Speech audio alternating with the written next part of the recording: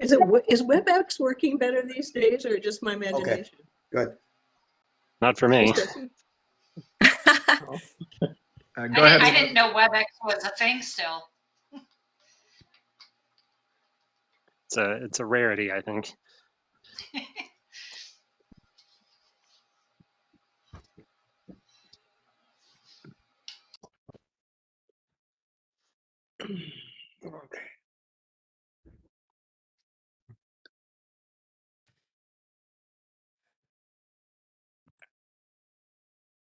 Okay, great. Are we up and running, Dylan? Yeah, everything's ready to go whenever you are. Is it rolling, Okay. Bob? Okay, sounds like we're ready. So I'm going to go ahead and call the meeting to order at 6:06. So this is the Sustainability Advisory Board for Thursday, June 20th, 2024. First item of business is public comment. I don't see anybody here from the public to comment. So I'm going to move on to item number 2, which is to approve the minutes from the April and May meetings. Has everyone had a chance to look at those? Yeah. Okay. All right. I move we approve for the April 18. Okay. Can I get a second? I second. Second. Okay. All in favor? Aye. Aye. Okay. And then I'll admit I haven't been able to read the May meeting minutes yet, so I don't think I can comment on their suitability at this point. Looks to me like everything is there.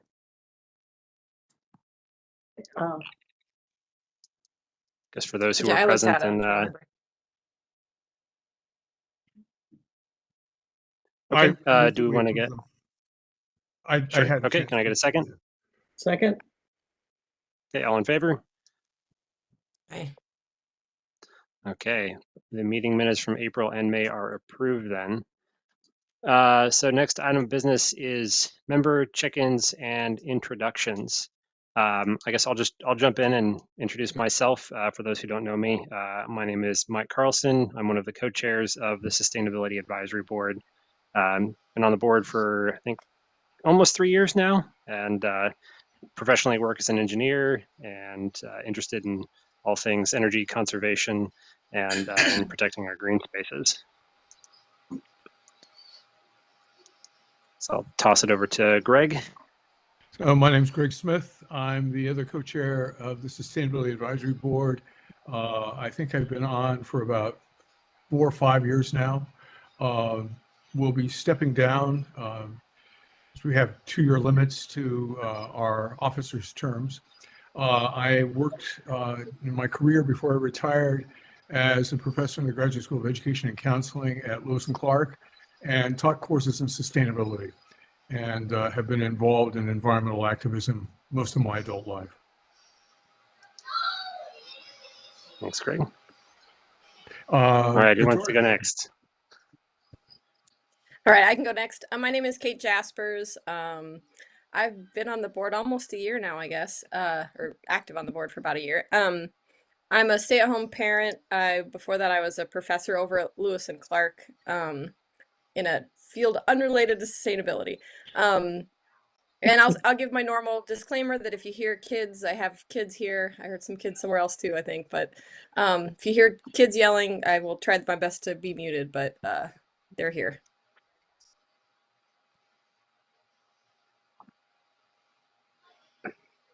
I'm Victoria. How about you, Victoria? I've totally lost track of how many years I've been doing this. 6, 7? I don't know.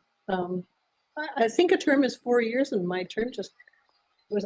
I've just been 5 years. So Greg, you haven't been 5 years anyway. No sense of time here. Retired. And you run the community garden. I run the community garden. That's true. Yeah, and do things all sustainable where I live. So, yeah, got a native garden in my yard and practice that way. Excellent. Tiffany, would you like to introduce yourself? Sure. I'm Tiffany Haley. I've been in West Linn for 3 years now, so I'm really excited to be part of this community at large. My background, I have a company that does marketing consulting.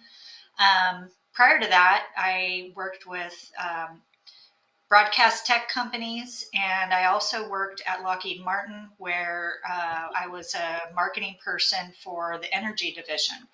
And that's where I worked with Energy Trust of Oregon, and I really kind of got really excited about efficiency and sustainability and all those things. And I've pulled that through in my career as much as I can, and also apply it to my home life as much as I can. So yeah, that's me. And I have adult kids at home right now, so you might hear some craziness in the background as well. So Welcome. Well, thank you for joining up. It's nice to have you. Yes. Definitely welcome. All right, Dylan, you want to go next? Sure, yeah. I'm Dylan Digby, Assistant City Manager and the Staff Liaison. I worked for the city for about 19 years, I think. I can't remember how long I've been on the board, a year or two maybe. I also have lots of kids and foster kids, although I'm away from them right now. I needed to quiet the space, so it'll be quiet there. And Dylan, did you grow up in West Linn? I did. I lived in West Linn. I went to West Linn High School, and I live just outside of West Linn now Uh-huh. on a little farm. Yeah. Cool. Oh, oh wow, nice. when did you graduate from West Linn High? Oh my gosh, I think 97. 97. Yeah, and another conversation. I'll see if you knew my children who also. Yeah. Leo All right, Groner. and yeah. Go ahead, Lee. Leo Groner. I'm on the city council. I was a computer engineer with IBM for 31 years and then a few startups in the Valley. Last 7 years at IBM, I was doing consulting with various other companies under IBM. What else? I've lived in the area for 4 years. I've lived all over the country before that. And I think we all need to know. I think the kids who may or may not interrupt our meeting should be sustained as well. Okay, thank you. Okay, and then we have Rich Faith, who is from the Transportation Advisory Board. Yeah, you want me to introduce myself? Yeah. Sure, yeah, that'll be a nice segue into our next agenda item as well. Sure. Okay. Yeah, my name is Rich, Chair of the Transportation Advisory Board, which I've been a member of for 6 years, I believe, maybe 7 now. I've lived in West Linn 22 years, and I'm a retired land use planner.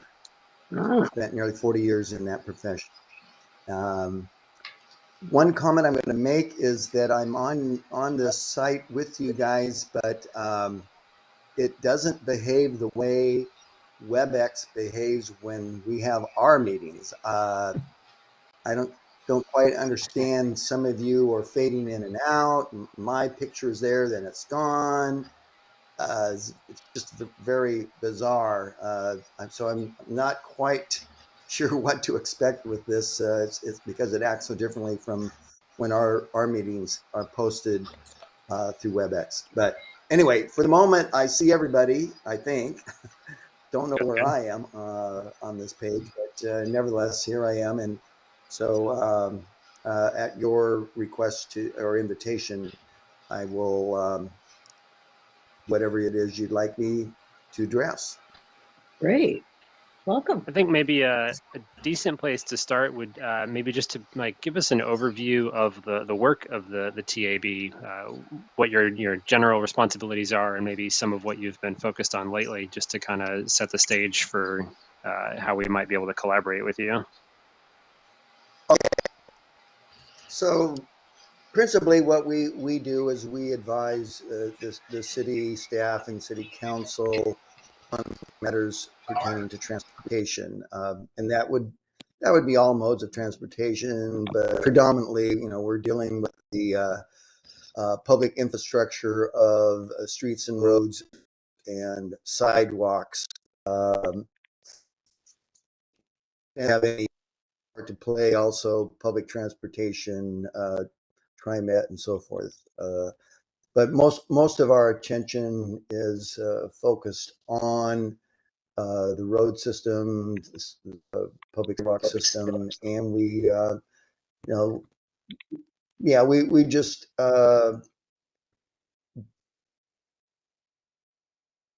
whatever staff is struggling with, or where they speak our input, provide that. Of course, much like you, we don't push policy, but we try to advise the city in terms of setting policy.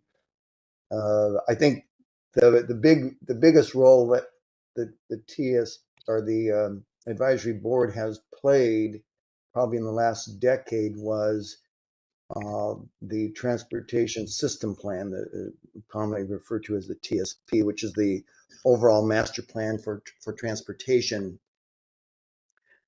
And although I wasn't on the transportation advisory board at that time, that's sort of our Bible, if you will, in terms of the projects that the city undertakes, capital improvement projects related to transportation. And so we rely on the TSP for guidance in a lot of matters. In the last year, I would say we've been deluged with public input and public comment, and I might even go so far as to say public criticism on some principally sidewalks and the lack thereof on certain roads. And the principal issue with that is public safety, and I'll even zero it down even further. It's public safety primarily for children on their way to school and home.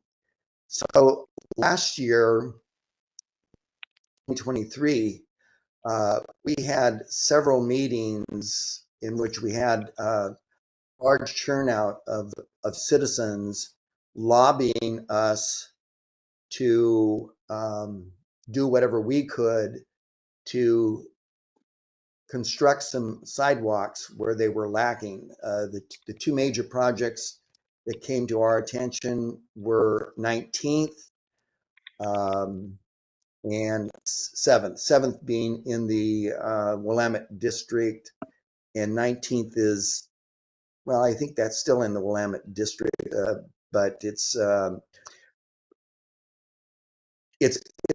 road that many of the kids take on their way to the new middle school, Athey Creek Middle School, that has just opened last year. So people have been quite upset that, particularly on the 19th Street situation, now that that school is completed and kids are now attending that school, that they have to walk on streets that do not have sidewalks, and they're concerned about public safety because of that. So they attended several of our meetings to voice their concerns about that, and particularly the lack, I guess, in their view, lack of response by the city to construct sidewalks where they felt they were critical for public safety, for children's safety. Of course, we do not, as an advisory board, don't have a magic wand to have money, bring money up to construct these projects. But we can certainly listen to the concern, and we can advocate through a resolution or some kind of a motion to the city council and to city staff that these projects should be given higher priority. I should mention that these projects, what sidewalk projects and so forth, are all spelled out in the transportation system plan under the subheading pedestrian plan improvement projects. And so there's a long list of projects that were identified in the 2016 TSP. In fact, I'm looking at the list in front of me. There's like 102 projects identified in this, and the cost, of course, for all those projects far exceeds the amount of money that the city has. So, you know, they in the TSP and the pedestrian plan list, they've broken these projects into three categories: high, medium, and low. And just as you would imagine, they want to tackle the high priority project first, and those that are middle and low would come much later and perhaps will never be constructed, again, depending on budgets and financial resources. So what we have been doing as an advisory board is we want to take a closer look at this list of the 103 what I'll call sidewalk projects, pedestrian projects, and understand how they were categorized. So our first order of business is to look at the criteria were established to prioritize the various projects. And then in doing that, maybe we can weigh in on whether or not there should be some shifting around of those projects, those that maybe fell into the medium or low category because of circumstances.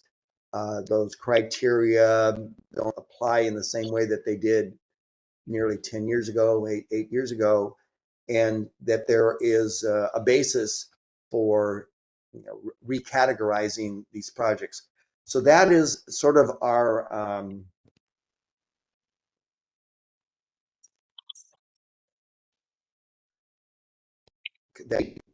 that are still, it's something that will take several meetings for us to wade through, perhaps even carry over. But at least we're committed to taking a closer look now at the project list and trying to determine whether or not some of these projects should be recategorized on the basis of changed circumstances. So that's the major topic for us for this year and perhaps even into next year.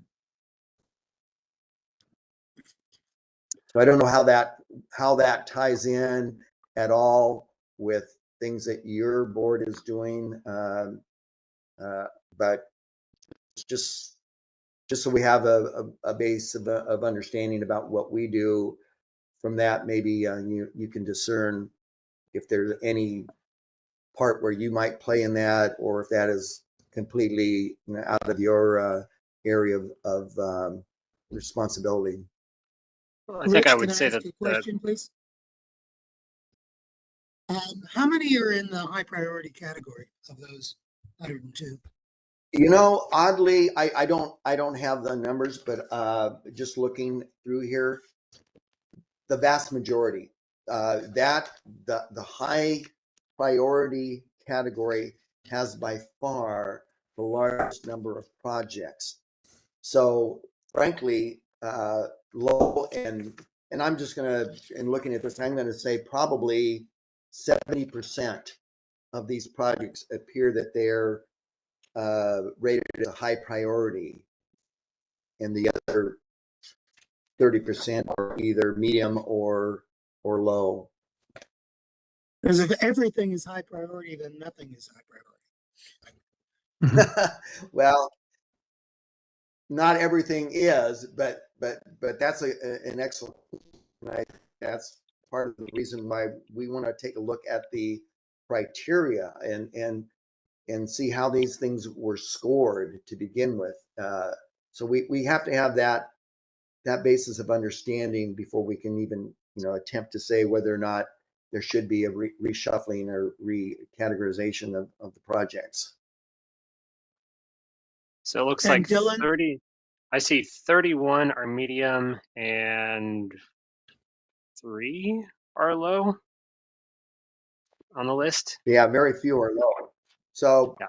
yeah, that's like I said, that's roughly 30% out of the 102 projects that are on this list.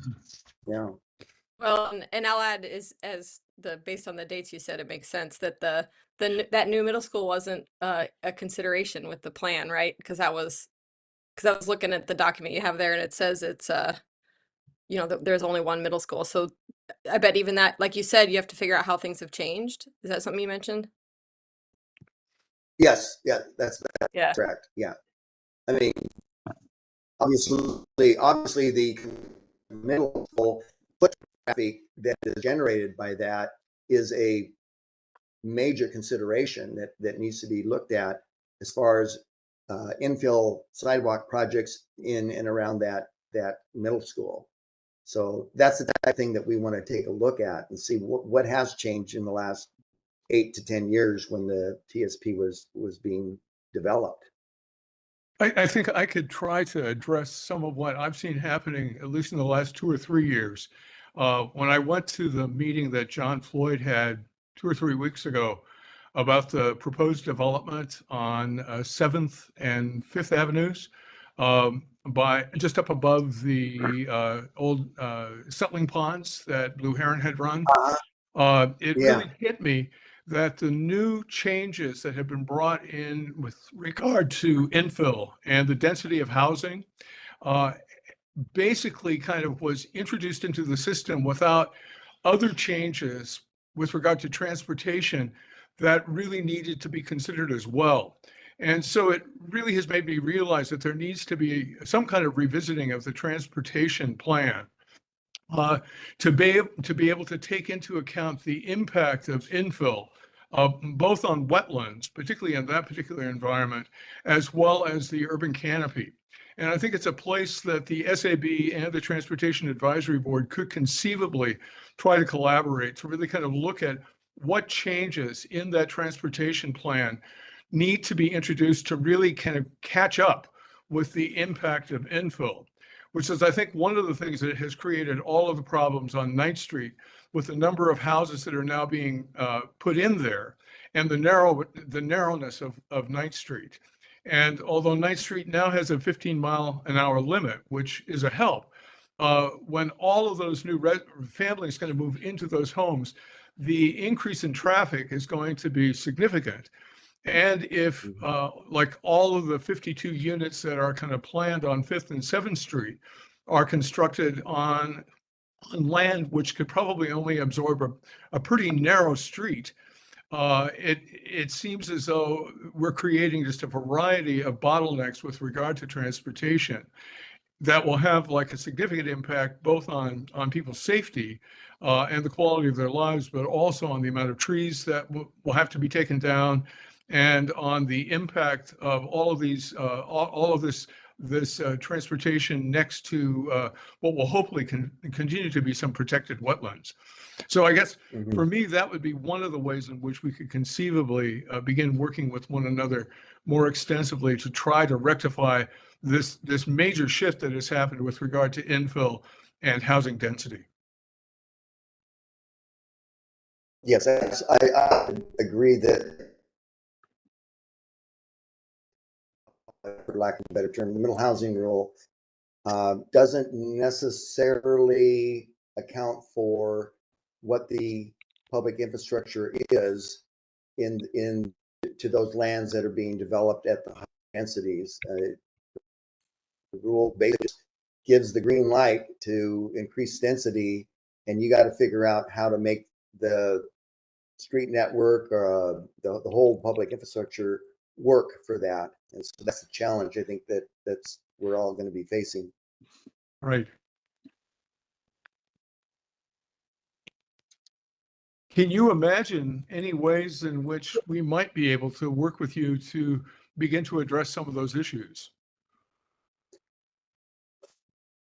Well, maybe I answer that by saying what I thought, or in my opinion, what I thinking the SAB, what your particular charge is, and I thought it was probably more in the area of pills and things of that nature. But I guess your charge is also to try to get people out of the vehicle, and particularly out of single occupancy vehicles, and more biking and walking if possible. So to that extent, I guess the sidewalks and infill and all of that, it does tie into your area of responsibility as well. But where we can collaborate, I don't know. I guess if you see a particular problem area in the transportation system that is creating a barrier, an obstacle for people to get out of their car and use other modes of transportation, that might help us as well. You could identify and dial in on a particular street, whatever, that because of lack of sidewalks or other transportation resources, actually is a hindrance to people getting out of their cars, then that's something I think we can zero in on as well. So to that extent, I would welcome any thoughts you have on particular projects, let's say, or sidewalk gaps that you think ought to be addressed.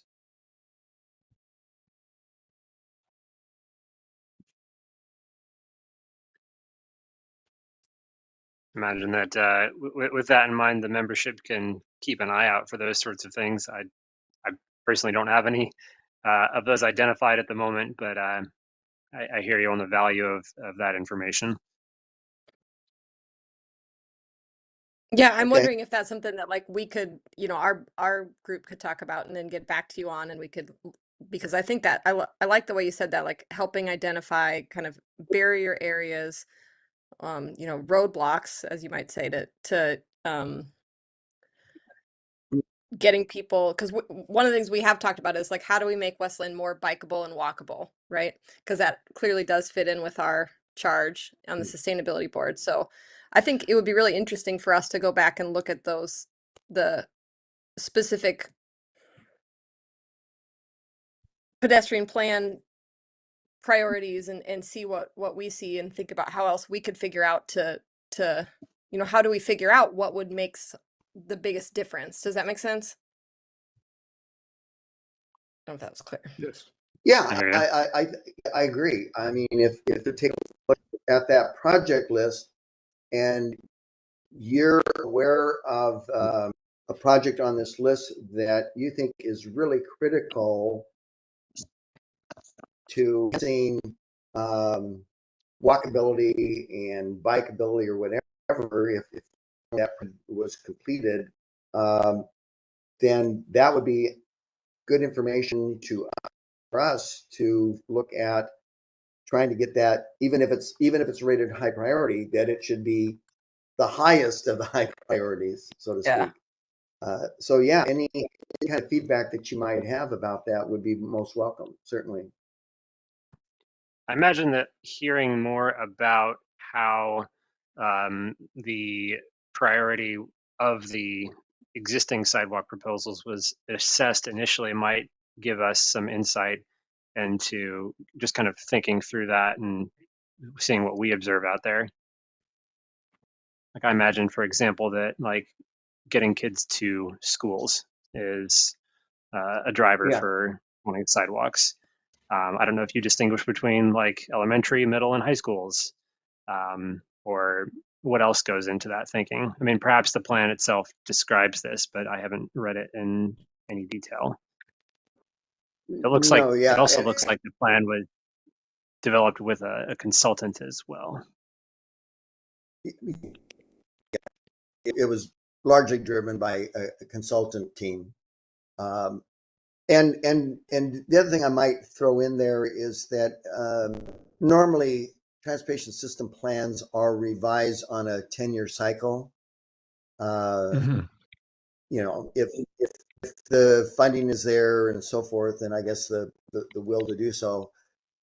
So if Westland were to stick to that schedule, technically speaking, in 2 years, we should be embarking on a TSP update project.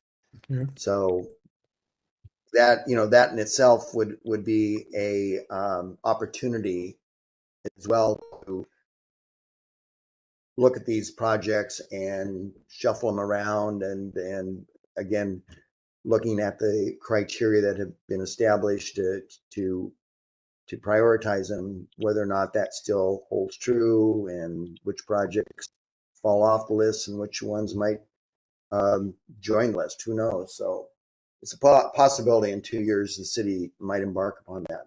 I just don't know the answer.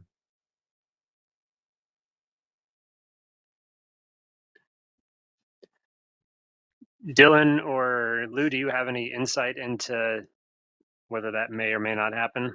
I know it's a couple years out. I don't personally know. Interested in knowing. Having trouble hearing you, Council Groner. It probably hasn't even been yet. It's the type of thing that unless there were a flaw in itself, or you know, someone is just chomping at the bit to get it updated.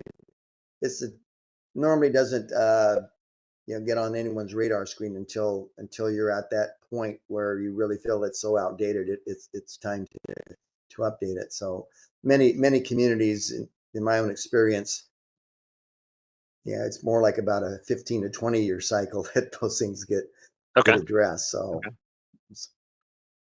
Okay. I'd be curious to know what the high priority. Having trouble hearing you, Lou.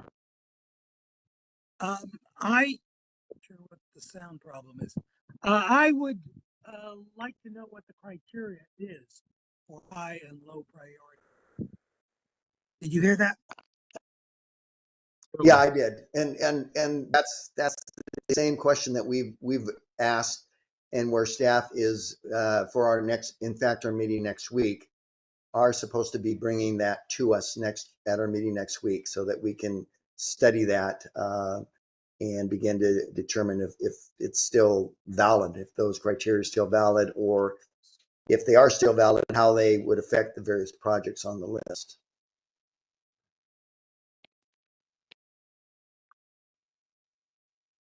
Victoria?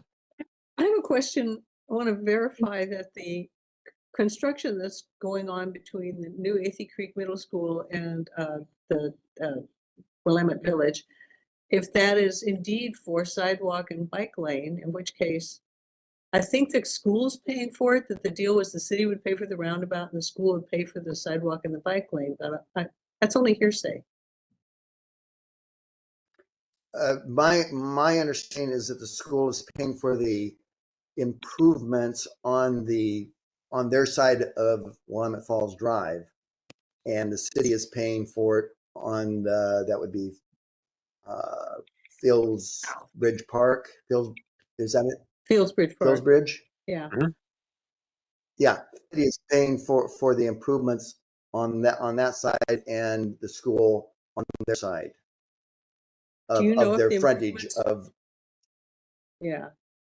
Will that be a I'm sorry, I sidewalk and a didn't bike hear lane? that. Do you know if it will be a sidewalk and a bike lane? I know that there's going to be a parking lane along Fields Bridge. There were some objections to that. I couldn't tell you what the current status of things are, but yeah, the city was going to invest in a retaining wall, as I recall, and sufficient fill that they could create a parking lane there. I don't have the plans myself. I really I'm in no position to try to answer that. I could get Okay. it wrong, so Just was hoping somebody knew what I was going can't. on. I don't know. Thank you.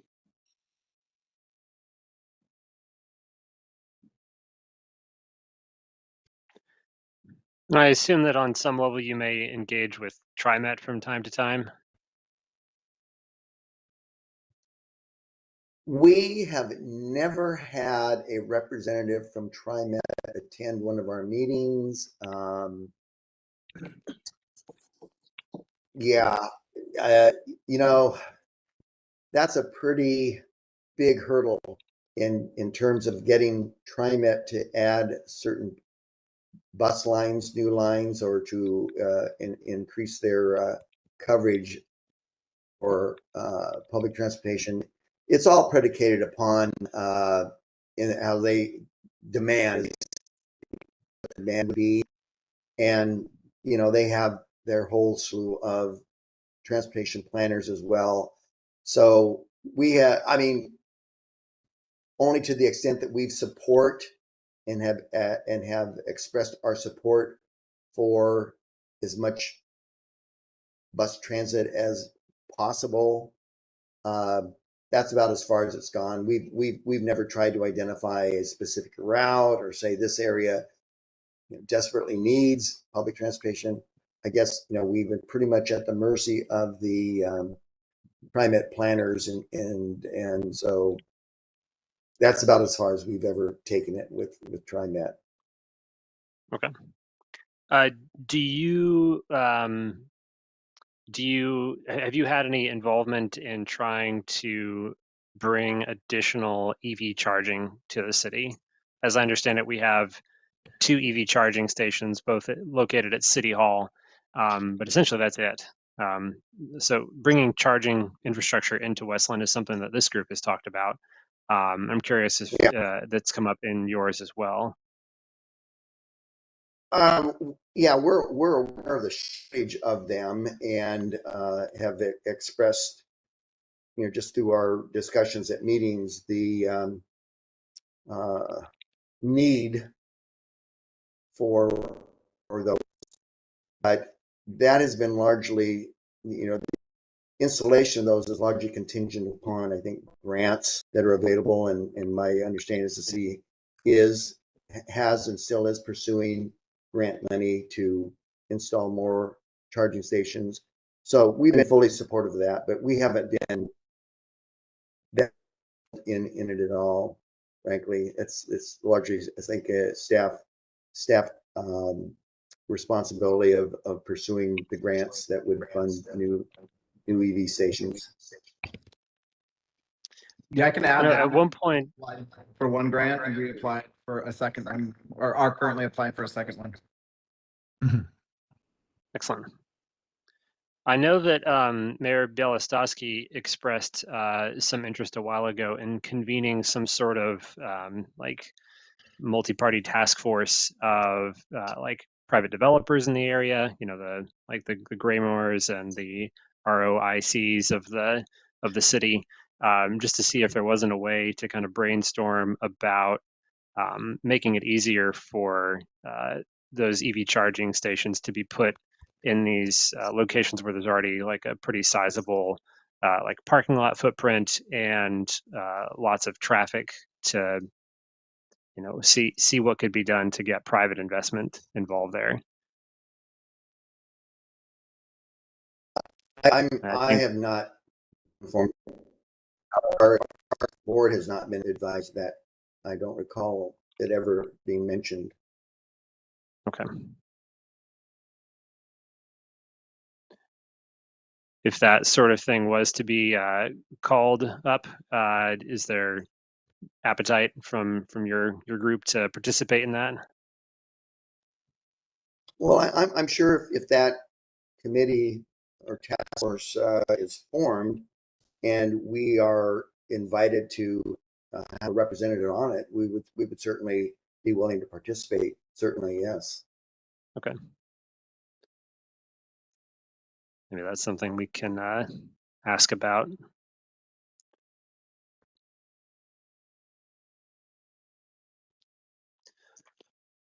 All right. Does anybody have anything else for Rich? I don't want to take up too much of your time here.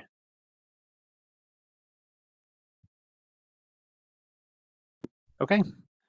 Well, with that, we certainly appreciate you you coming out to chat with us. We're always an email or a call away if you've got our contact information, and certainly be happy to work with you all in the future where that seems appropriate. Thanks you. very much. Okay. Thank you. Yeah. Thank you. Thanks for the invitation. Thank you for the invitation. And good luck on all future endeavors. And I guess we're all working for the same goal, and that's to improve the quality of life here in West Linn. So carry on. Thank you. Thanks. All right. Bye now.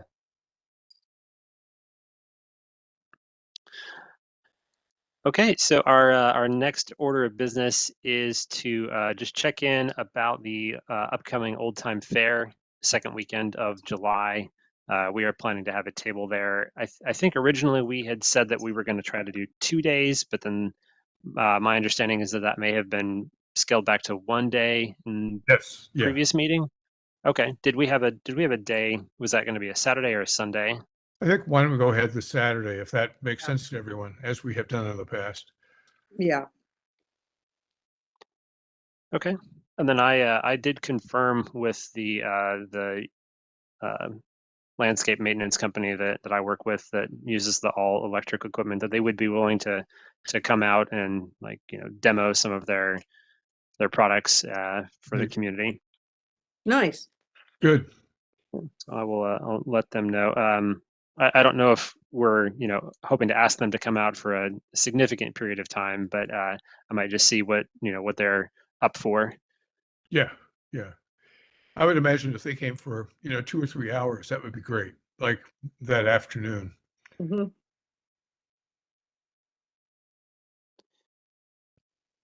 Okay, I will reach out to them.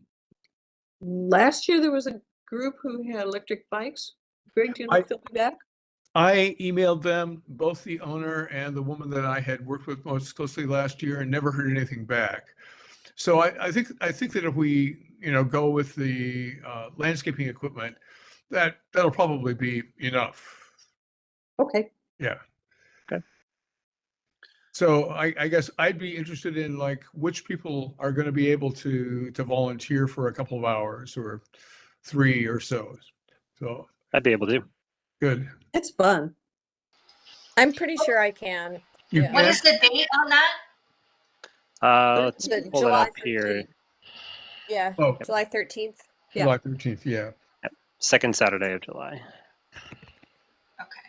So would it make sense for me to just send around kind of a sign-up list to the people who volunteered, and you could indicate which hours you'd be willing to be there?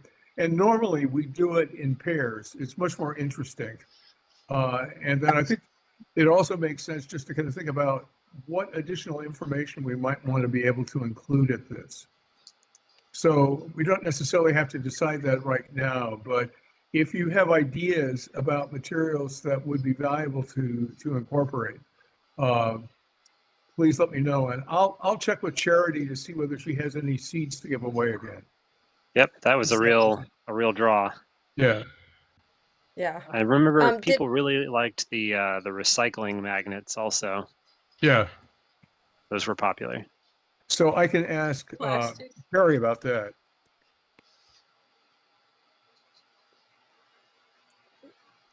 Mike. Kate, it sounded like you had a question.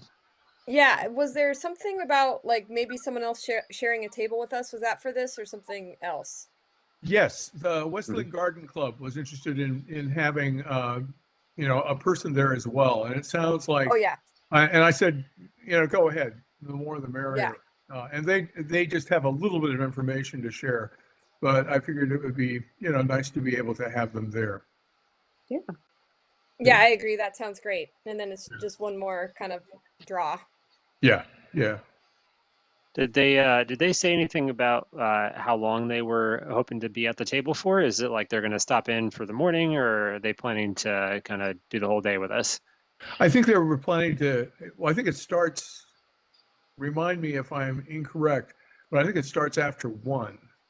And my impression was that they were going to kind of find volunteers to occupy that table for all the time that it was open. So Okay. I think it would probably be easy for them to have enough people to fill slots on Saturday.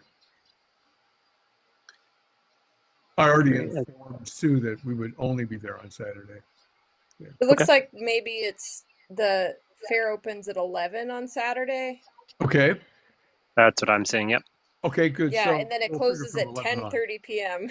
Okay, good. And we haven't And it- stayed till 10:30 p.m. in the past. It does say Yeah. 8:30. Some exhibitor vendors may close, so Yeah, yeah, yeah, earlier finish than that. yeah. Okay. Cool. All right. Hopefully the weather cooperates. Yes. Oh, yeah.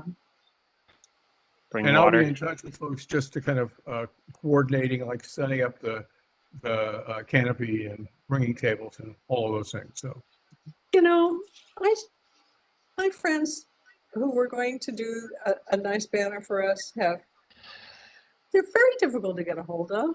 They don't answer texts and emails, and then disaster strikes in their family, and then so she said for sure that they would have the banner for us by 4th of July, and you don't see it happening ever. well, we'll use our own old boring banner. Yeah, we've got the old one, right? Right, yeah. So I mean, I could try one more time, but Thank you for trying, Victoria. It was a great idea. well, and it's awkward because I've known them since they were in junior high. Uh-huh. So yeah. I think we need a smaller banner that says, just for your information, we are not city staff and are not involved in the organization of this event.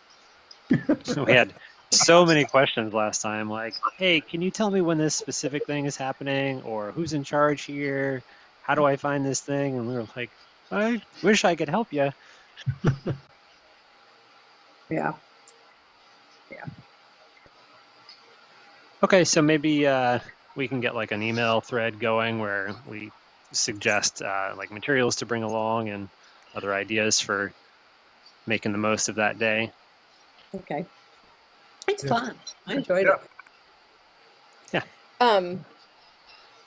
I don't know if this is a good idea or not, but I think it'd be interesting to have a way for people to like interact or give ideas to our group just to hear what people bring up, like the kind of thing like like a poster board with sticky notes, and if they have something they wish that we would work on, what would it be, or so or have some kind of question or thing that we ask people to do. Nice. I don't know Make if it that's That's a interactive a great little idea. bit. because I mean I've there's been multiple times that I wonder what other people wish we worked on, and it doesn't mean we Uh-huh. can do it, but like what else are people thinking about that maybe we don't have on our mind. I think that's a great idea. We have a big piece of butcher paper, the way we used to in class, with little thought balloons, all over it, and people could write in what they want to have the person saying in the cartoon balloon for speaking. Oh, Yeah. I'm gonna go one farther. So we have the list of what we are prioritizing, right? Yep. I mean, So generally. like we could have, yeah. So we could have those kind of up separately, and then Yeah. as we ask people what they're interested in, put them under whatever category they sort of fit in, so we can see kind of the things that we're working on, what are people interested in, I like it. just as a curiosity. Yeah. It's a great idea. And besides, it's a swift way for them to see what we're working on. Yeah, and just get just a little touch of feedback too. Just obviously nothing, we're not going to be able to like take on everything, but it just, It's So it's Kate, more interactive. would you begin to try to design what that looks like? I would. Great. And Yep. Dylan, do you know whether the city has any larger tables that we might be able to bring down for that? Because I could imagine putting a piece of butcher paper on the table, having that information written down, and then letting people kind of fill it out on that table themselves. Hey, Greg, But- I now have a 5-foot folding table. Okay. Yeah, I just got one. Well, let's go Very ahead. Great. great ideas. Sorry. Okay, thanks for joining us tonight. Yeah, Thank you. All right. thanks, Lou. Good to see you.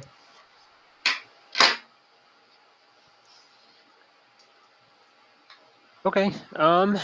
So yeah, let's get some emails going on these trains of thought, and as the day gets closer, what we've got 3.5 weeks left. We'll just Something like that, yeah. keep working on it. Okay. So anything else for the fair before we jump to the next item? By the way, I'm sorry I don't have an agenda because I couldn't get it. I couldn't bring it up. So Yeah, just, I couldn't get it to open either. Oh, no. Huh. Me neither. So Were you all just- trying to access it from the email or from the city website? From the No. email, I clicked the link and it seems like maybe the link is wrong, is off I in didn't go the to the city website. Maybe I went through the city meetings on the city website. I don't think I have the ability to paste a link, and oh, we do have a chat, but oh nope, it's disabled. Would you just read the main bullet points of the rest of the agenda? That's good. Yeah, so the next up is going to be updates on outstanding issues, and underneath that, we want to talk about the hiring of a sustainability consultant, the revision to the tree code, and meeting with Westland Refuse and Recycling about food waste pickup. And then we wanted to talk about transitioning from gas-powered to battery-powered leaf blowers, and then talk about the co-chair positions on the board, and then raise any new business. I think we're a little bit behind schedule as well.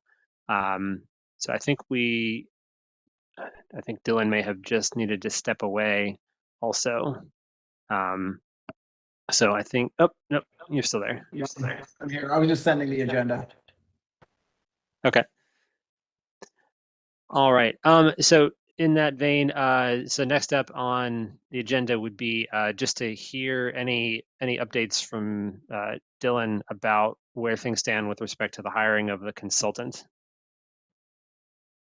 Yeah, so John Williams, city manager, was working on that. He made contact with them like a week ago, I believe. And then was gonna finalize the scope of work with some revisions, but now he's gone out of town, so that didn't happen. But I will take that piece and kind of send it to the consultant, the scope of work, and kind of keep that moving. That's where that's at. And with regard to tree code, I had a chance to talk with Rory this afternoon, and Dylan knows more about this as well. But Dylan, Rory and Mary brought it up at a council meeting month or two ago. Went back to city staff who were going to make a recommendation about like what priority it ought to have, like whether it could be brought further up on the list. They haven't gotten that report back from the city as of yet, but they were certainly interested in trying to address it. And Dylan got a message to me this afternoon. Why don't you kind of explain your sense of like where things are with regard to the cities being kind of overburdened with too many other projects, and so it's been hard to actually give much attention to the tree code issue. Yeah, so yeah, the planning department mentioned that they are working on a memo to city council about maybe some options for the tree code, maybe not a full-blown thing, but maybe something that doesn't trigger that goal, I think it was goal 5, thing that makes it a huge project. So I think they're gonna work on getting that to council. Council still has to prioritize it. It's still living on the planning docket, Right. but it's a lower priority thing. And yeah, planning just has so many big projects going on with like waterfront, Vision 43, like some housing production thing, project, and then there was at least another one or two. So they're just, yeah, they're overburdened and they don't have budget for a consultant to help on that. So council is going to have to prioritize it higher than all those other projects that are going on, or find different money, I suppose. Yeah. So that's where that's at. I think Yeah, and I one think thing that- I wanted to raise, Dylan, I don't think you were able to attend our meeting in April, but Dan gave a presentation about Goal 5. And the takeaway from that was that like revisions to tree codes like do not and will not impact goal 5 in any way.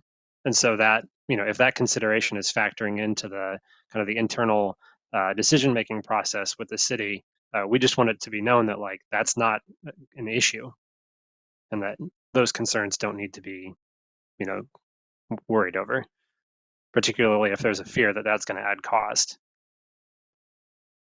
Yeah, my understanding was that was the primary reason that was so low on the docket, was because it was such a huge project. And I think what we discovered was that it doesn't have to be a huge project. And I guess I'm hoping that's communicated. Is it the Planning Commission or the Planning Department who is really grappling with this? It's both. It's a planning department, reporting to the Planning Commission and the council. Yeah. Because I talked to the head of planning in Milwaukee where they've done this, and she was the one who made it very clear to me that it did not entail like a goal 5 review. So I think I can find her name, but she would be well worth talking with, just in terms of how Milwaukee was able to kind of implement their revisions to their tree code to kind of allow for much more protection without triggering goal 5. Yeah, and I think our planning department talked to the Milwaukee staff as well. Okay. So I think they got some of that information, is my understanding. Good. I think the main takeaway from Dan's presentation was that goal 5 defines specific categories of resources that like fall under this, this process, and that trees on private property just like plainly are not one of those resources that are defined for goal 5 regulations. So do you know, we can did just Dan have anything in writing that I could give to planning? He put together a whole presentation. So we could certainly reach out to him about getting that. It's also, he gave the presentation via WebEx, so they would be able to hear that. Yeah. Yeah. Yeah. But if y'all would like the I guess the direct presentation material, we can ask Dan to provide that. Thank you.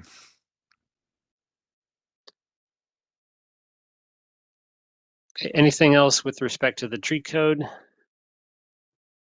Okay, and then Dylan, I saw that it looked like you had been emailing Westland Refuse and Recycling and just haven't been able to get something together about meeting with them.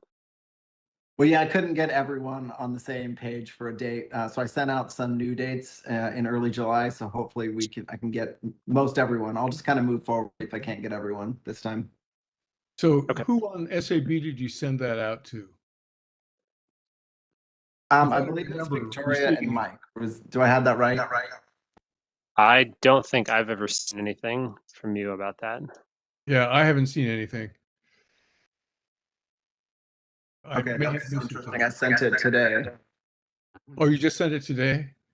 Then it could be there.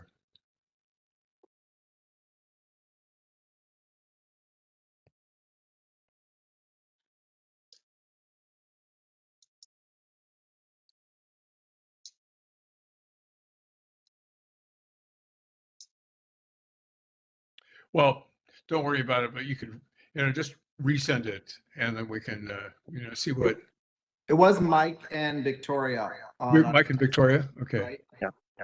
Greg, I can send it to you. I have it right here. Okay. I just forwarded it to Mike as well. Okay, great. Okay, so, Okay. I don't, if both of you are going, I don't need to be at the meeting, so it's okay. fine. Good.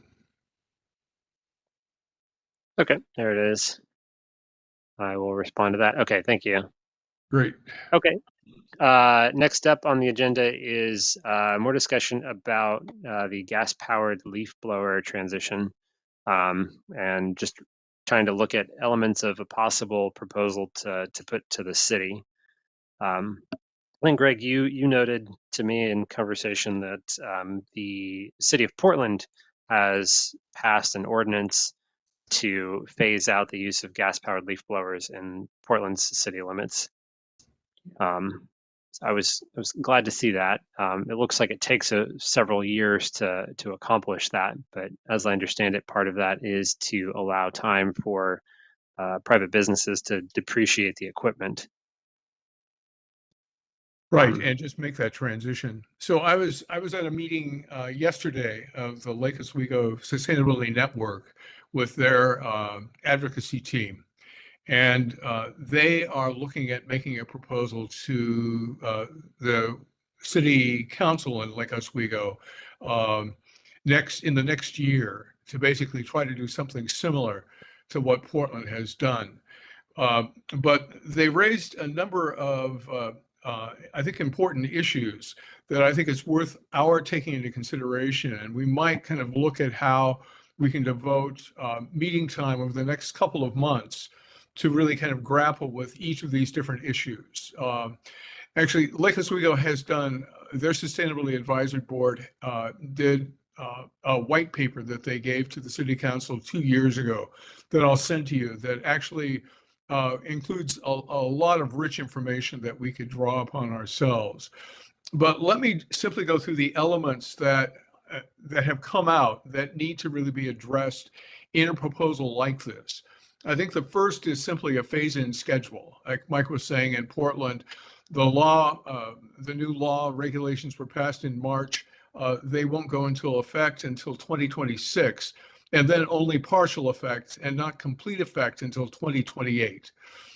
So it'll be possible to use leaf blowers like between or the ban would exist during the summertime, but people would be able to use regular powered, like gas powered leaf blowers when the leaves are heaviest to pick up. In places like Burlington, Vermont, for example, you cannot use a gas powered leaf blower between Memorial Day and Labor Day, but you can the rest of the year. And so there's variation from place to place. In Portland, they'll allow the first 2 years to basically have an allowance for people to use gas-powered leaf blowers when the leaves are heaviest and wet in the fall. But the remainder of the year has to be electric. So just kind of looking at that scheduling, as well as looking at how you want it to roll out after the law has been passed, is an important issue. Hours that you want the leaf blowers to be used or not used. In some communities, they can only be used between 9 and 6 on a weekday or 10 and 6 on a weekend. Penalties for non-compliance, for example, like in Portland, you get a warning one time. I think it's a $150 fine. The second time, a $500 fine. The third time, and a $1,000 fine. The fourth time, and in Portland, the people who are going to be fined are homeowners, even if it's a landscaping company that uses gas-powered leaf blowers. The landscapers are not held liable. It's only the homeowners. So the homeowners bear the responsibility of only hiring landscaping firms that will use electric-powered leaf blowers. Enforcement, who's responsible? In Portland, they've passed that on to Multnomah County, and it's the health department who is responsible for that particular enforcement. Another important issue is like incentives and rebates. In some communities, people are able to get a rebate for buying a an electric-powered leaf blower. Portland hasn't done that, but it really was concerned about the equity issue with regard to small landscaping firms, realizing that for many of them, they're kind of on tight budgets, and replacing all of their gas-powered leaf blowers with electric leaf blowers might well be too prohibitive. So what Portland has done is enter into an agreement with Multnomah County, and Multnomah County will provide the funding for small landscaping firms to pay for half the cost of any electric leaf blower that they get. And so I think when I was in our meeting yesterday, that was like a central concern for the folks in Lake Oswego. And so since we're not in Multnomah County and are facing a very different political reality, like with our own county commissioners, which may change in November, but they urged me to really kind of look at what's happening in Milwaukee and in Gladstone and Oregon City to see like whether they are kind of exploring this possibility in terms of banning gas-powered leaf blowers, and then collectively going to the new county commissioners after the election in November and see whether there would be any stomach for trying to move in this particular direction. Um, it's also possible that a law passed at the state level might basically provide funding to do the same kind of thing. And it's also possible that if Portland is already pursuing this, there will be a spillover for other landscaping firms throughout the region who will already be replacing their gas-powered leaf blowers with electric-powered leaf blowers. But I think we can't assume that that's the case. Another issue is, I guess, with the incentives, who pays? The county. In Portland, they're looking at the Clean Energy Fund as a source for money there too. Education, I think, is a really important issue in all of this, and is something that Lake Oswego has invested a lot of time and energy, like with doing demonstration, kind of like we're going to do at the old-fashioned fair, demonstrations of landscaping equipment that only uses electric power on certain occasions that they'll invite people to. They have also developed a flyer that they're going to send out to 14,000 homes that kind of speaks to the value of using electric landscaping equipment, being willing to use leaves as compost, and getting rid of gas-powered leaf blowers. So really looking at ways that we might, and possibly using the city newsletter as a way to get information out there. So I'll send you, it's a draft, but I'll send you a copy of the flyer that Lake Oswego is developing for that. I think another possible right to pursue that's been done in some communities is like a city code amendment regarding noise pollution, for example. And I don't know, Dylan, do you know like whether there's anything about noise pollution in West Lynn's city code? We do have some language about sound levels and noise, yeah. Uh-huh. And do you know whether it would have any kind of impact on gas-powered leaf blowers? I don't know that, yeah, it's enforced on gas-powered things. I don't think so. Yeah. I think it's open to some interpretation. Yeah. And the other thing that Lake Oswego has done over the years is a number of surveys to the public about their attitudes with regard to gas-powered leaf blowers. And they found generally that people would like to have them not around.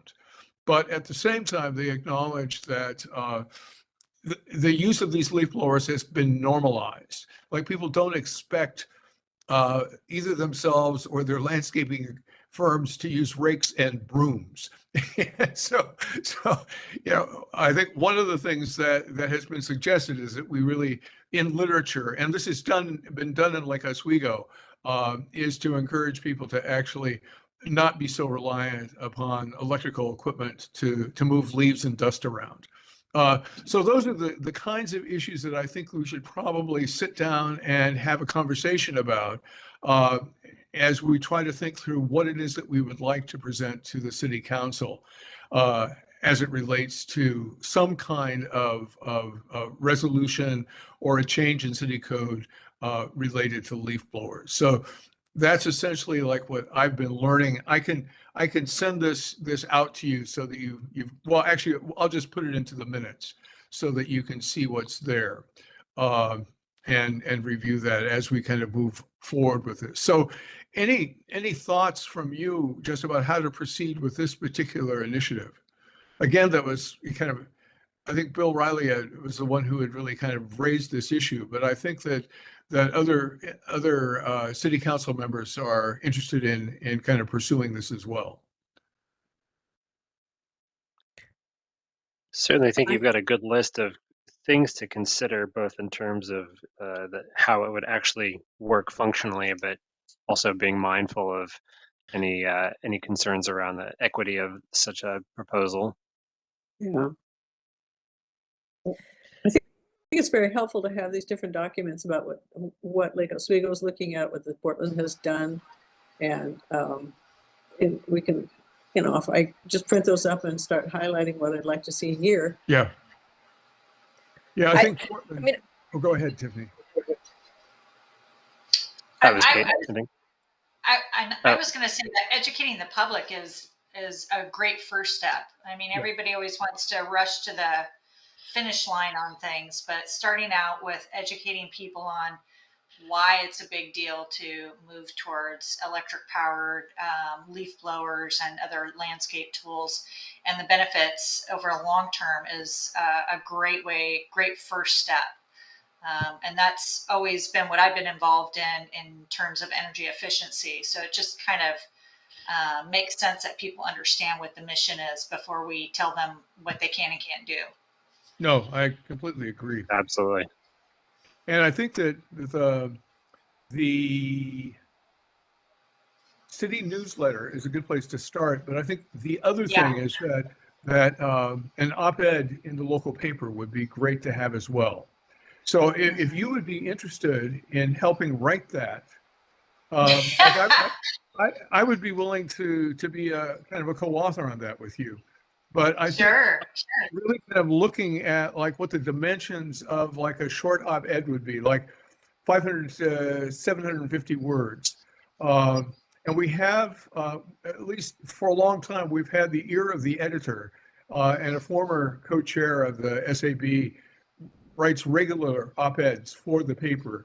And I wrote one like a few years ago. And so Terry would be able to help us get through to the editor of the paper. And I think we probably wouldn't have much trouble getting something like that in. And actually, in an article that was written about just an action that the council took a couple months ago with regard to the city making its own transition to electric appliances and tools, they mentioned the possibility of some kind of regulation with regard to leaf blowers. So I think there's been information out there. A follow-up would be perfect. Yeah. And The EPA usually has quite a bit of information too. So it would be great to gather up the information you glean from Lake Oswego, and then I'd be happy to check the EPA website and find out what they can provide in terms of collateral for something of this nature. good. Yeah, Victoria. The article that you said from the Lake Oswego Sustainability Insider, partway down that is this beautiful graphic of the lawnmower equals 300 miles and the leaf blower 1,100 miles.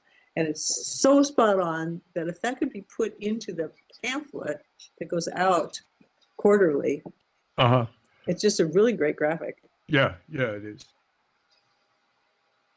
So I think getting something, and I did talk with John about trying to get stuff into the newsletter. And, it's only going to go out a couple of times a year, I think. But No, it's I quarterly. think having a regular column in that would be brief with those kinds of graphics would be perfect. Yeah. Look like you had your hand up, Kate. Yeah, I was just thinking, I'm wondering what the ideal timing would be of kind of all of this, because in some ways it would be interesting to see how like what hiccups Lake Oswego runs into, and if, like, let's say we spend the next, I'm just throwing out dates, but like, let's say we spend the next year working on education, or, and then work toward policy, after that, like, what do we think our ideal timing would be in terms of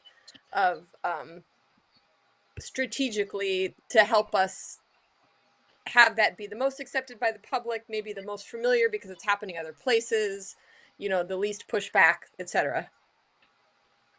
So that is actually a question. I didn't really phrase it as one, but like, what would be our ideal timing? Yeah.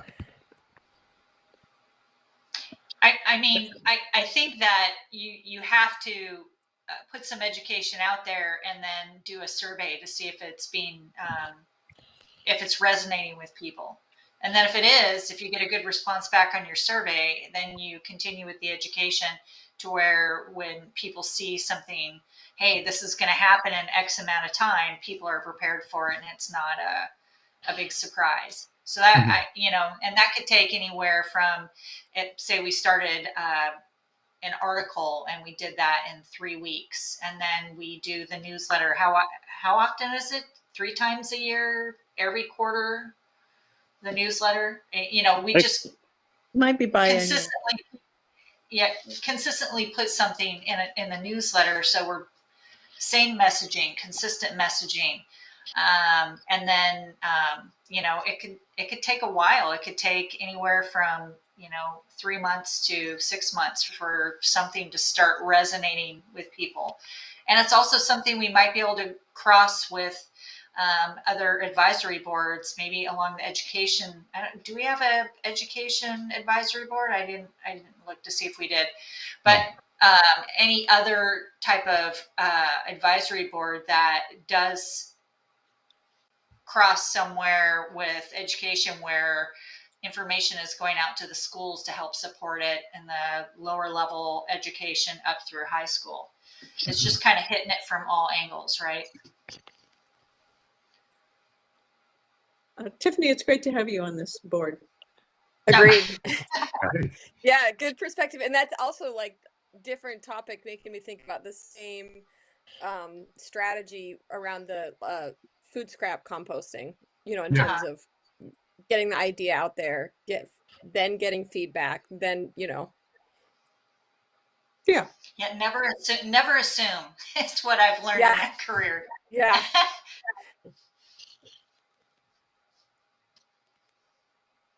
It's good. Okay. Good. So I would say at our next meeting, let's kind of look at the timing question and how we want to deal with the education issue. I'd also be interested in whether or not I can have your okay to pursue other cities to see like whether we want to approach the county commissioners after the election in November. Rory, I talked to Rory about this today as well, and he was going to talk to Paul Savas and just get a sense from Paul whether there'd be any interest in moving in this direction at all at the county level. So I said I wouldn't talk to any of the cities until I got Rory's response with regard to that.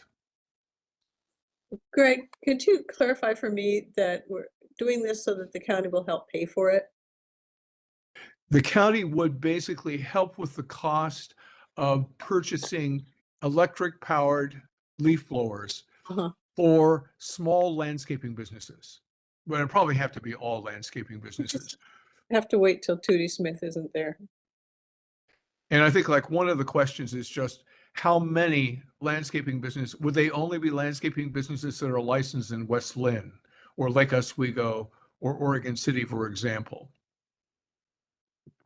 Which would probably be the case.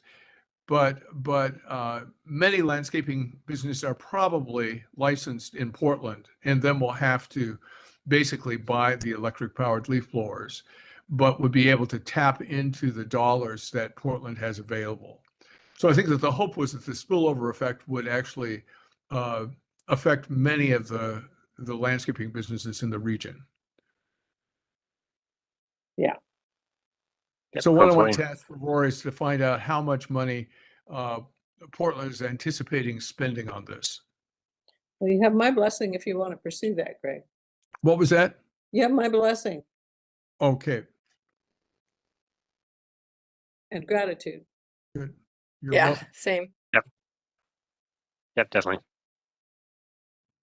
Okay, I will pursue it and see what happens. Okay.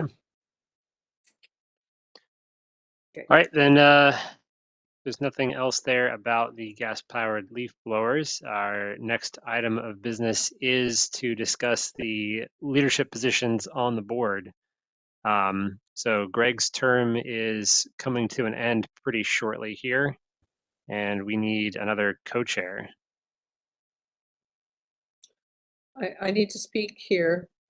Greg has asked me if I will do it, and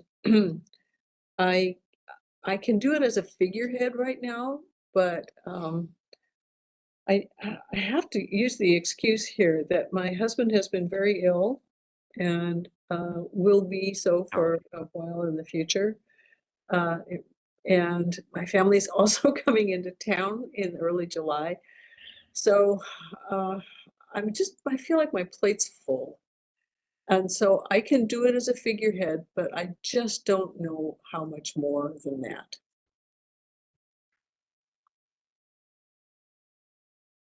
Yeah, we certainly don't want anyone taking on more than they feel is appropriate for them. Right.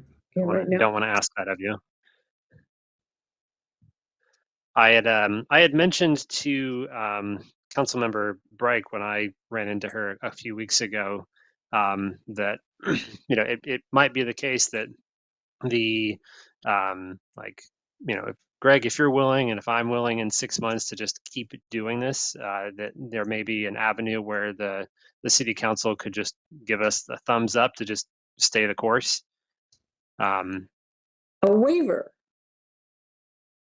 Yeah, essentially. I mean, I don't know if that's like, I don't see anything about a waiver process outlined in the code that sets up the boards themselves. But I just want to raise the idea in the event that there's an appetite for that. How long does Greg need to not be a co-chair? Yeah, I need to, yeah, the rules basically say that I can only be a co-chair for 2 years. Then I have to step down. And so you step down and I take over and then you step back in. But we don't know. That's what I was gonna say. Can that be 6 months? Like, can someone step in for 6 months and then you take back over, or does it need to be 2 years that you're off? We don't know. My reading of the language, I just was looking at the code. It's something that talks about 2 consecutive years. So I think if Greg takes a year off, then he could come back on. That's my reading of it. Okay. So what is everyone's feeling here? Do we want to try to play musical chairs here, or do we want to, I guess, approach the council a little bit more directly about obtaining a waiver? I mean, my inclination would be to ask for a waiver. We have leaders who are willing to lead, and we have other folks who are able to be on the board but maybe aren't in positions to step up into leadership. Victoria with her what's happening with her family, my family, and then Tiffany's new, and then Dan's taking a little break. We're not really in a position to hand off to someone very easily right now. Yeah. I don't know. I'd be content with that. I mean, Greg, if you're tired of being in the chair position, then I can try to run this ship solo. But my term is up in 6 months also, and then we're just going to run into the same issue again. Right. So maybe when you talk with Carol, say that this is like a temporary solution to a problem that we're facing right now, and that we just need to basically have this kind of allowance to be able to, keep the SAB running, and that we'll be in a better position to kind of find new leaders a year from now. Do you think that there would be, like, could the city council make that allowance, Dylan, without changing the code? I'm not sure they can. My thought was already going to legal. I could ask legal if there's some way they can do that without changing the code, without going through the code change process. So I can go ahead and do that if you guys would like. So it seems like that would be important to know. Yeah. Even probably before asking Carol to kind of go forward with it, because we don't want her to waste her time if she's going to run into that wall. Right. Yeah. Carol's going to need to know the path anyway to do it. Yeah. So I can start there. I guess another angle on this would be like, I think another angle on this could be something like, oh, okay, Victoria is the chairperson, but like I do Victoria a favor and I always do the minutes, and Greg does Victoria a favor and puts the agenda together, and maybe I do Victoria a favor and moderate the meeting. That's what I said by figurehead. Yeah. Yeah, I like that. So yeah. If So Victoria, do you feel like you would be able to, let's say, do the minutes if Mike moderated, and then Mike and I could develop the agenda and then run it by you? Yeah, I'm really bad at minutes, but yeah, I'd do that. I could try. But why don't we just try it? Okay. So you could be the titular co-chair, and that we would be kind of filling in. And that, as your circumstances permit, then you could take more responsibilities. And Or less if you need to. Or We less don't if want you this need to be to, a one-way street for you. Right. no railroad here. So, Yeah, So- so yeah, I still would like to inquire about if the code and how Yes. city code is not malleable. This is what I've learned. Am I right, Dylan? You just, we are a Right. nation of laws. right. Mhm. Code is Yeah, code. still check. So At least we're trying. yeah, Okay, well, maybe we just, if we put that question to, I guess, the legal folks at the city, Dylan, and see what room there is there, and we need to do anything about that, then we can wait until we know what our real bounds are here. Yeah. That sounds good to me. Yeah, Okay. sounds good. Yeah. And it sounds like we're really looking for so there's this next 6 months, which is Mike will still be the co-chair, Greg comes off, and then the following 6 months, you guys are both off. Mike, are you willing to step back in once it's been a year for you? I don't know what my Are life will look you- like in a year, but tentatively, sure. Yeah. Yeah. So we're really kind of looking at filling 6 months of when neither of you can be a chair, because then Greg can come back Mm-hmm. essentially a year from now, right? Yeah, from what Dylan said. Yeah. So I Next could summer. come back on in July of next year. Is that right, Dylan? I might have to look at the timing, but sounds about right. Okay, yeah. Okay. All right. Well, we'll. I guess we'll get to hear more. okay. Okay. Last item of business is any new business. Does anyone have anything that they want to have the board start paying attention to? Put this question to you specifically, Tiffany, since you're new. We certainly want to draw on any experience or thoughts that you want to bring to bear here. Is there something that you think the board ought to be looking into? That's a lot of pressure. Areas of interest? You don't have to answer it right now. Yeah. Well, you mentioned the compost thing, and what is the what are you looking to do with that program? The Because general idea would be. Go ahead. Go ahead, please. I come from Portland, so that's where I was before here. So, and they have a compost program, but the trouble, there's issues around compost, and what usually ends up happening is the most compost goes into the landfill. It's a really pretty idea, and it rolls off the tongue real well, but and nobody wants to talk about the elephant in the room. But what happens is that it takes a huge education with the public, and people still don't get it right. And if you put one thing in the compost and it gets contaminated, well, then the whole thing is contaminated. Mm-hmm. And that's the struggle with composting. So I was just curious how you guys were looking at that. And Dylan's got a big smile on his face. Just curious what you guys were thinking and how you were looking at that.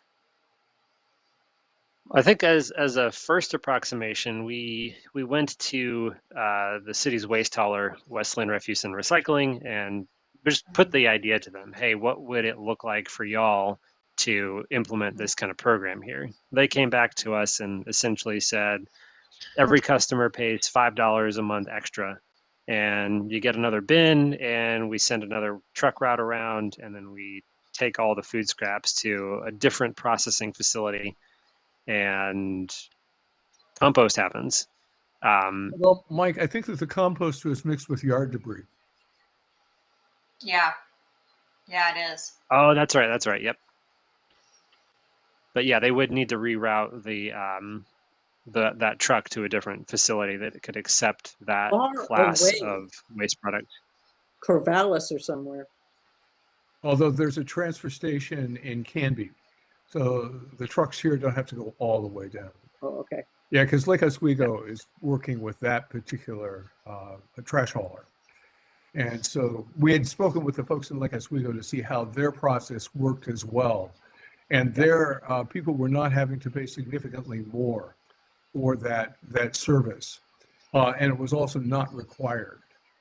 In West Linn, the trash company was going to make it a requirement for everyone to do that. And so when that had been presented to the public in the past, it was basically not accepted. And so the city council said, just compost stuff in your backyard, which works for some, but not for a lot. And so I think we've been trying to kind of figure out how to address it. But I think that the question that you're raising about contamination is a really important one.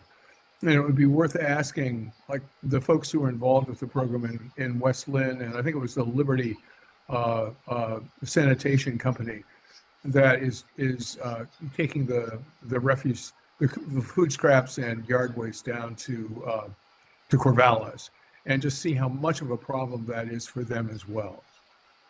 Yeah. Okay. Yeah. I mean, I'm not trying to take the wind out of anybody's sail. I was just curious as to how we were approaching it, and if that's a priority. I mean, I think that energy efficiency and sustainability is such an important thing that focusing on the stuff that we can do easily is always kind of a win. Whether it's LED lights or drip water systems or EV stations and all that stuff. Those are I know it's low hanging fruit, but those are great things for people to, and they can actually see the benefits of those things straight away. Some of the other stuff is just such arm's length away that they can't see the benefit of doing all that stuff in their right away. All they know is that they have a really stinky trash can out at their street in the summertime. But I do love the idea. I just want to throw out there that if there's any way we can make sure that everything we do is visible to people in a really tangible way, that would be really great. And keep that education going, so people are always thinking about making sure you have the right lights, making sure you're not overusing, watering your lawns and all those things. But you guys have been doing this for a long time, so.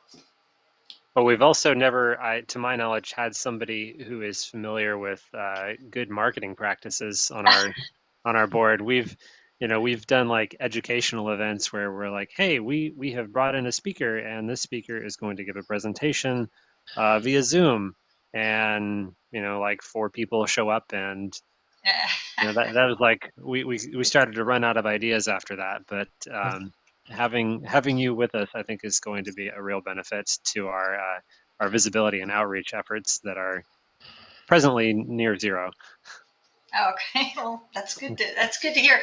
But yeah, I just what I'd love to do is just absorb all the knowledge you guys have learned over your time of being on the board, and really learn from you. I haven't been in the energy efficiency game in a while, aside from my own practices, so I know a lot of things have changed along the way. So I'm curious to see what you all have run into along the way. So that's where I'm at. Good. And actually, in Lake Oswego and their sustainability network, communication is like one of their high priority issues. And they've got enough people on that particular, it's not part of the city's sustainability advisory board, but they invest a lot of energy in trying to actually reach out to the public, and are actually quite successful in bringing scores, if not hundreds of people to their events. So tapping into that expertise will be really, really helpful. Great. So again, thanks for joining us. We really need your skills. Well, I'm glad to help. Good. It's great, Tiffany. Welcome. Yeah. Thank you. Okay, any other new business? I think we have enough old business. Okay, well,